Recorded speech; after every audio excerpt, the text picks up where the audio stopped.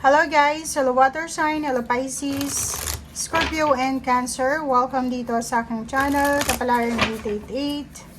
Welcome guys. Alamin natin ko ng messages, vibration, gabay, energy para sa araw na ito. Ito ay general reading guys, so I hope na makuha nyo ang energy. Okay, water sign, Pisces, Scorpio and Cancer. First card, dream big. Okay, so posibleng ikaw ang nasa situation na ganito. May iba sa inyo dyan na siguro medyo nahihirapan na kayo na maniwala, mangarap, or wala nang motivation para makapagsimula ulit. But sinasabi ng barasyo dito na i-let go mo daw yung mga negative thoughts regarding sa sarili mo. And hayaan mo yung sarili mo na mag-succeed sa buhay, 'di ba? Yung alisin mo yung limit kasi parang marami kang restrictions marami kang what if procrastinations or kung ano pa man, mga what if na 'yan. And hindi ka masyadong nagtitiwala siguro sa kakayahan mo.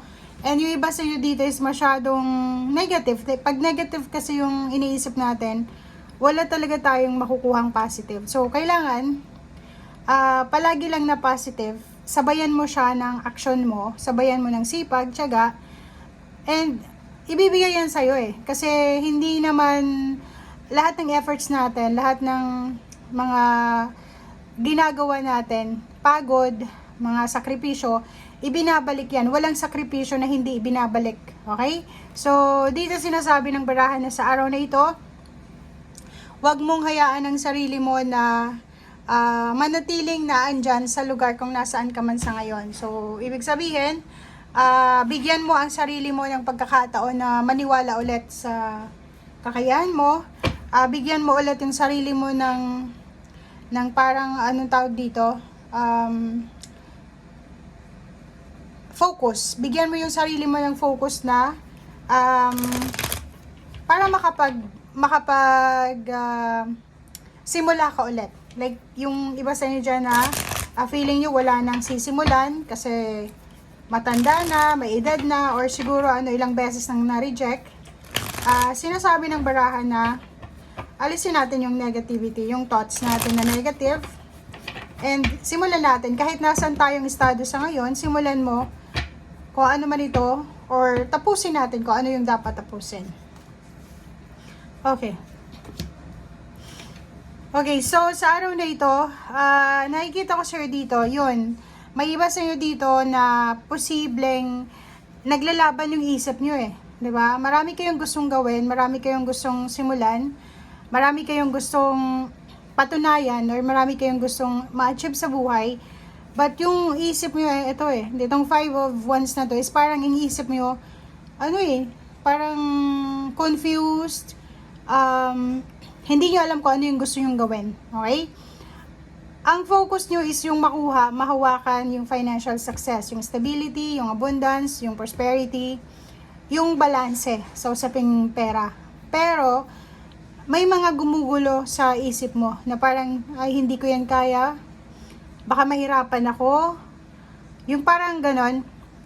And sa araw na ito, sinasabi ng barahan na if ever man nag-a-apply ka ng trabaho, so it's a Sunday, nakikita natin dito na medyo marirealize mo, or siguro makikita mo pag Monday na maraming competition. Like, pag nag-a-apply ka, maraming pumipila. Una pa lang sa pagkuha ng requirements sa mga government documents.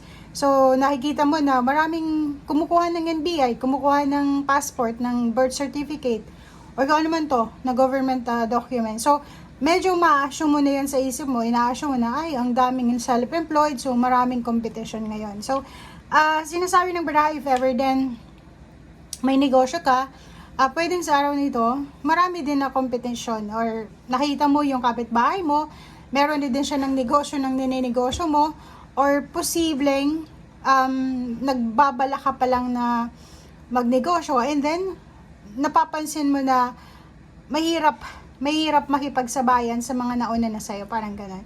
And mag-iingat ka rin kasi pwedeng sa araw nito ay makakuha ka ng kaaway, tungkol sa usaping pera. Pwedeng may sinisingil ka and hindi siya nag-e-effort na magbayad sa'yo, or hindi kanya binabayaran, or wala siya, sinisingil lang yung message mo or kung ano pa man. So medyo mapapasama yung pakiramdam mo niyan eh, 'di ba? Medyo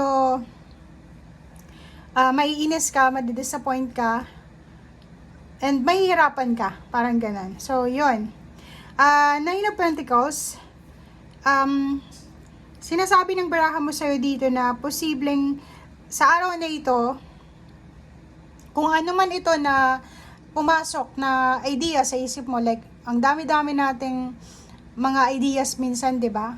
Like pumapasok na lang, bigla na lang nating naiisip, pero ini-ignore natin. Eto guys, if for example man, may pumasok na idea sa'yo na yung parang binulungan ka ba? Binulungan ka na pwede kang mag-apply dito, pwede kang makakuha ng tulong dito sa lugar na to, or parang tinuturo ka kung saan ka makakakuha ng swerte or makakakuha ka ng connection. But minsan, pag yung focus natin is doon sa scarcity, doon sa wala tayo, hindi natin napapansin yung mga bulong na yan.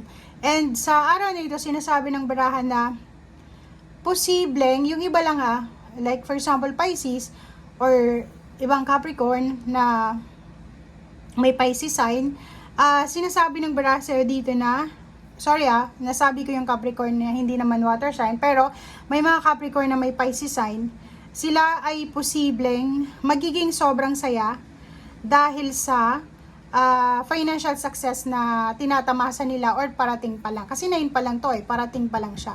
So, sinasabi ng baraha sa'yo dito na may iba sa'yo ngayon, if ever nag-i-expect kayo ng pera, inheritance, nag-i-expect kayo ng sweldo, excited kayo, masaya, excited, aapaw yung cups mo, magiging masaya ka, hindi dahil sa relationship mo, kundi dahil sa paparating na pera.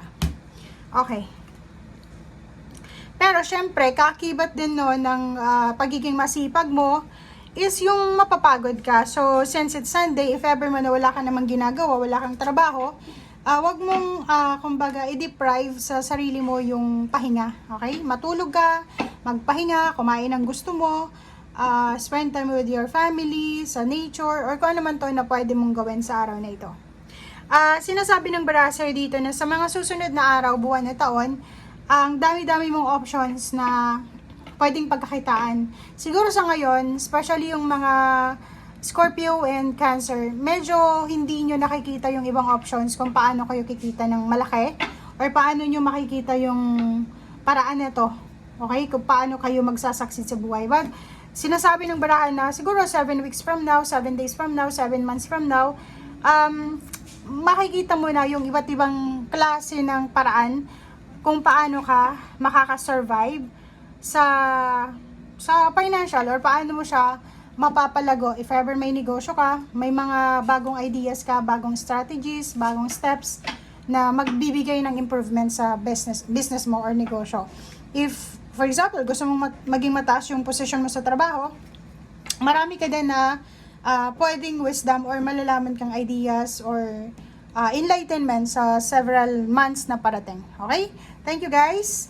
And sa ilalim nito, it's a confirmation guys na sinasabi ng baraha na may paparating talaga sa'yo. May paparating na mabilis siya na pangyayari na pwedeng magdala sa'yo ng limpak-limpak na salapi. Okay? Siguro yung iba hindi naniniwala sa limpak-limpak na salapi. Pero depende yun sa ginagawa natin. If ever wala tayong ginagawa ngayon, nakaupo lang tayo, wala tayong trabaho, unemployed tayo, talagang hindi natin to may expect ang 10 of Pentacles. Pero kung if ever nagnenegosyo ka ngayon, may ginagawa kang business or trabaho, hindi imposible to Kasi yun yung sinasabi ng barahan na sa sipag at tiyaga mo, makukuha mo yung wish fulfillment mo sa usaping pera. Plus, ang sumunod pa dito is itong Page of Swords. Diba? Diba? So, sinasabi ng baraha sa'yo dito na 4 of Pentacles pa yung sunod. And, yung focus mo sa araw na ito is yung makuha mo yung overall financial success at the same time makapag-ipon ka rin ng pera. So nakikita ko sir dito na mas bibigyan mo ng focus ng panahon, ng importansya yung pag-iipon. Itatago mo yung lahat ng kinikita mo. Siguro hindi naman lahat, some, or pwedeng mas magiging matalino ka na ngayon, lalo na sa pag-spend ng iyong mga resources. Okay? Thank you guys. Bye!